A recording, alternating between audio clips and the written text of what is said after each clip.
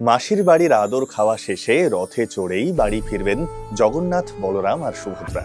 কিন্তু ফিরে এসেও শ্রীমন্দিরে ঢোকার অনুমতি মেলে না সহজে। তার জন্য 3 দিন অপেক্ষা করতে হবে রথেই। কেন রয়েছে এমন নিয়ম?